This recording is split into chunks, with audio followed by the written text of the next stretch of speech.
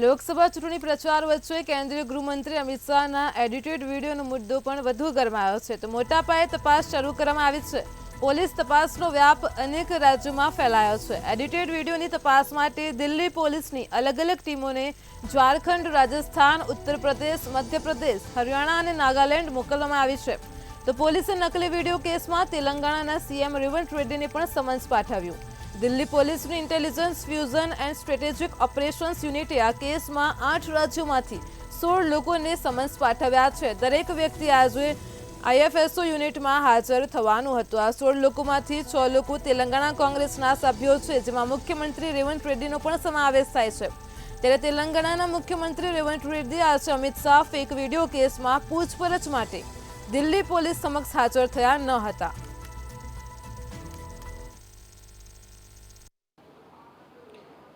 जी बिल्कुल थी जो बात કરવામાં આવે તો કેન્દ્રીય ગૃહમંત્રી અમિત શાહનો જે પ્રમાણે જે ફેક વિડીયો વાયરલ થયો હતો તેને લઈને આ પોલીસ છે તે પોલીસ એક્શન મોડમાં આવી હતી।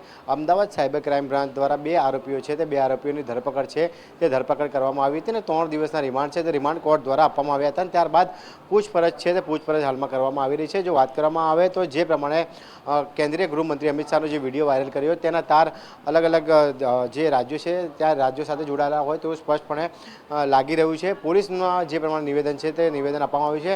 લગભગ 26 જેટલા જે લોકો છે તે લોકોને જે નોટિસ છે તે નોટિસ આપવામાં આવી છે અને સાથે જ પૂછપરછ માટે જે બોલાવવામાં આવ્યા છે। જો વાત કરવામાં આવે તો મધ્યપ્રદેશ, ઉત્તર પ્રદેશ, તેલંગાણા સહિતના જે 8 જેટલા જે રાજ્યો છે તે 8 જેટલા જે રાજ્યો છે તેના જે 26 જેટલા જે લોકો છે તે લોકોએ જે વિડીયો પોતાના એક્સ જે હેન્ડલર ઉપર જે વાયરલ કર્યો હતો તેને લઈને પોલીસે તપાસ હાથ ધરી છે અને સાથે જ જો વાત કરવામાં આવે તો જે પ્રમાણે નોટિસ છે તે 26 જેટલા જે લોકો છે તેમને નોટિસ આપી અને પૂછપરછ માટે બોલાવવામાં આવ્યા છે। પરંતુ જે પ્રમાણે જે કોંગ્રેસ ઉપર જે આક્ષેપ છે તે આક્ષેપ કરવામાં આવ્યો હતો કે કોંગ્રેસ છે તે કોંગ્રેસ જાતિવાદની રાજનીતિ છે તે રાજનીતિ કરતી હોય તેવું સ્પષ્ટપણે લાગી રહ્યું છે અને જે પ્રમાણે જે કેન્દ્રીય ગૃહ અને સહકારિતા મંત્રી અમિત શાહ દ્વારા જે કોંગ્રેસ ઉપર આક્ષેપ છે આક્ષેપ કરવામાં આવ્યો હતો કે જે પ્રમાણે હાલમાં જે રાજનીતિ કરવામાં આવે છે તે ક્યાંક ને ક્યાંક જાતિગત રાજનીતિ કરવામાં આવે છે તેને લઈને પણ આક્ષેપ પ્રતિ આક્ષેપ છે તે કરવામાં આવી રહ્યા હતા। પરંતુ હાલમાં તો હવે દિલ્હી સાયબર યુનિટ દ્વારા જે 8 રાજ્યોના અલગ અલગ 26 જેટલા જે લોકો છે